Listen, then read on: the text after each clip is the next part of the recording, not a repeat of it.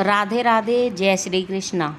शनिवार का व्रत शनिदेव के प्रकोप से मुक्ति और न्याय के देवता की कृपा पाने के लिए किया जाता है। कथा में राजा विक्रमादित्य के अहंकार, शनिदेव के न्याय और व्रत के महत्व का सुंदर वर्णन है, जो सभी को बुराई से बचने की सीख देता है। पौराणिक कथा के अनुसार एक बार सभी नवग्रहों में विवाद छिड़ गया कि इनमें सबसे बड़ा कौन है। जब कोई निर्णय नहीं निकला तो सभी देवराज इंद्र के पास पहुँचे।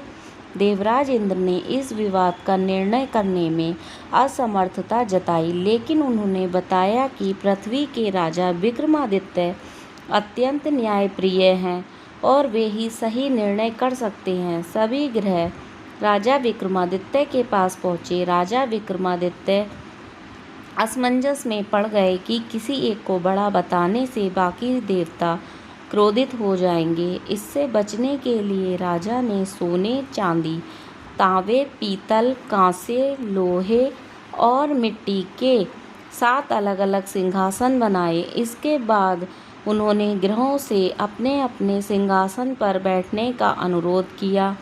लोहे का सिंहासन सबसे अंत में था, जिस पर शनिदेव बैठे। इस प्रकार राजा ने बिना किसी को छोटा कहे यह दर्शा दिया कि लोहे के आसन पर बैठने के कारण शनिदेव का स्थान सबसे छोटा है। यह देखकर शनिदेव समझ गए कि राजा ने कूटनीति से काम लिया है। उन्होंने क्रोधित होकर राजा से कहा, विक्रमादित्य, तुमने मुझे सबसे छोटा स्थान दिया है। बाकी ग्रहों की दशा तो कुछ ही समय की होती है, लेकिन मेरी दशा सबसे भारी होती है। मैंने देवताओं तक को नहीं बख्शा। इसके प्रभाव से राजा विक्रमादित्य पर शनि की 7.5 शुरू हो गई। अपने बुरे दिनों में राजा का राजपाट छिन गया। उन्हें अपमान सहना पड़ा और वे देश विदेश में भटकने लगे। दुखों का पहाड़ टूटने के बाद राजा एक सेठ के यहाँ नौकरी करने लगे। एक दिन सेठ की दुकान पर खूंटी टंगा सोने का हार एक पक्षी निगल गया। सेठ ने राजा विक्रमादित्य पर चोरी का झूठा आरोप लगाकर उनके हाथ पैर कटवा दिए और उन्हें नगर से बाहर निकाल दिया।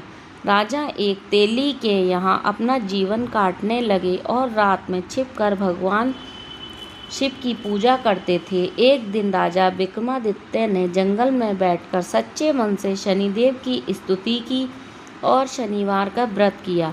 राजा की भक्ति और क्षमा याचना से प्रसन्न होकर शनिदेव ने उन्हें स्वप्न में दर्शन दिए। शनिदेव ने राजा को माफ़ कर दिया और उनके कटे हुए हाथ पैर वापस जोड़कर उनका खोया हुआ राज्य व सम्मान लौटा दिया। तब से राजा ने घोषणा की कि जो भी मनुष्य शनिवार का व्रत रखेगा और सच्चे मन से शनिदेव की कथा सुनेगा, उसे शनिदेव कभी कष्ट नहीं देंगे।